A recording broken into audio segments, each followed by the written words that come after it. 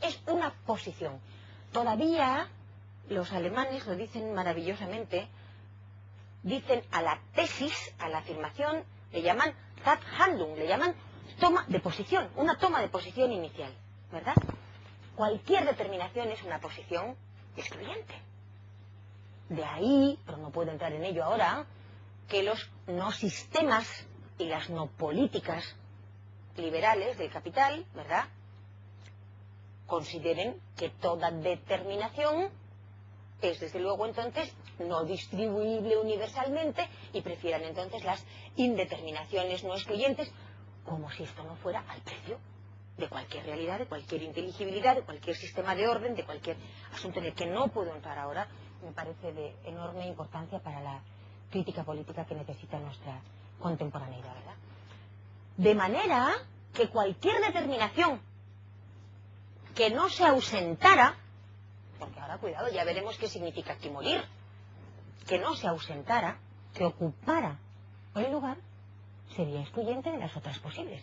No lo sería, sino que lo es mientras dure, a no ser que haya un sistema de justicia que ritme las apariciones y las desapariciones, ¿verdad?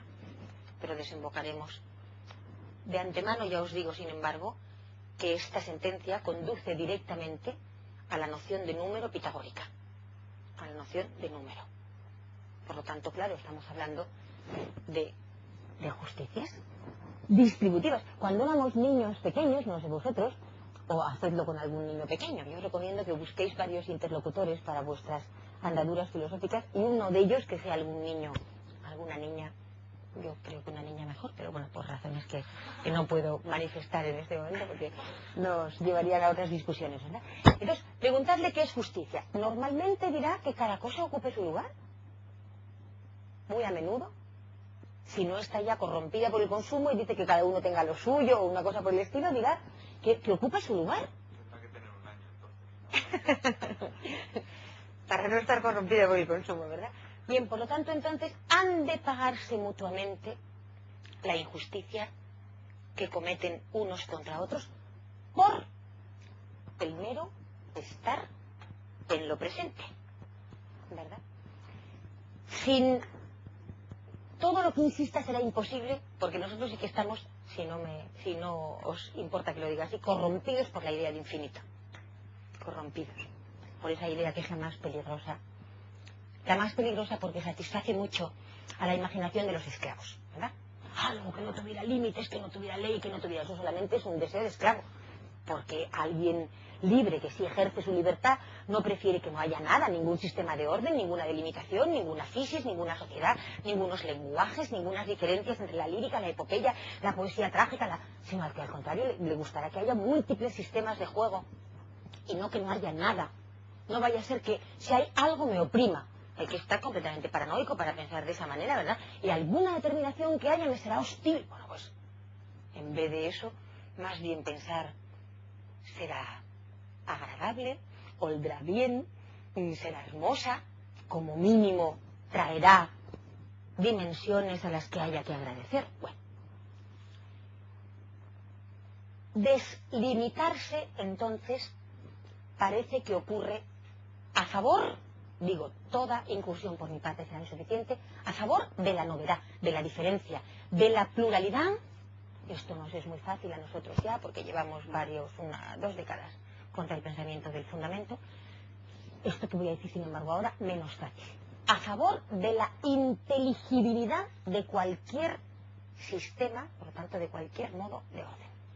Porque sin la muerte, ahora lo entendemos estructural y no existencialistamente o no poéticamente como lo habíamos entendido al principio, sin la muerte, por lo tanto, sin la ausencia de las determinaciones que de insistir generarían un monologismo monótono en el que no habría nada que pensar, sin la desaparición de las determinaciones, por lo tanto sin la muerte, no habría, desde luego ya no vida, que está claro, no habría inteligibilidad ninguna sin esta ley de Cronos, que no es posible que los contrarios, que no es posible que algo sea ello,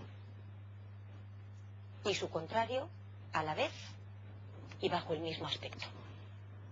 Esto significa el juego que estoy haciendo ahora voluntariamente, significa que ya en la sentencia de Anaximandro, aunque lo explicite 2 siglos más tarde, 1 siglo y medio más tarde, Aristóteles en el libro Gagma, está ya el principio de no contradicción. Pero aquí no aparece todavía, desde luego en Aristóteles tampoco, en las comprensiones metafísicas de Aristóteles sí, como un principio solo de lógica formal. ¿Os dais cuenta?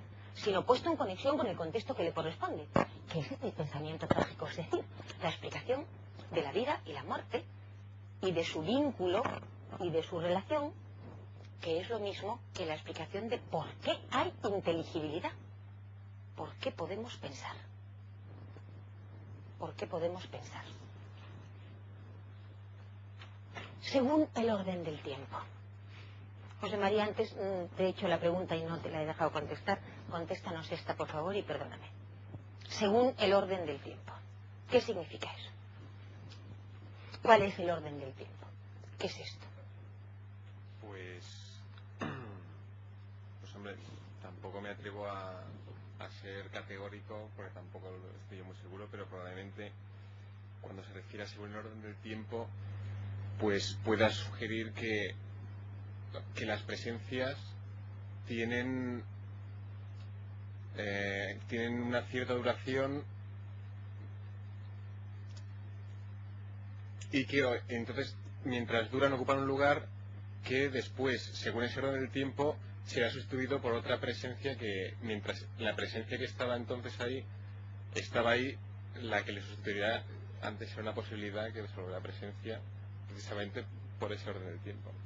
Eso que acaba de decir José María es una maravilla en muchos sentidos, y hay uno en que lo es especialmente. Nosotros ya conocíamos el sentido del aion como instante eterno, el sentido del aidion como eternidad continua, el sentido de cronos como tiempo de la fuga, de la muerte, del trabajo, del dolor, de todo aquello que no se desea por sí mismo, pero tiene que ser hecho para conseguir lo que sí se desea, etcétera. Y no había aparecido aún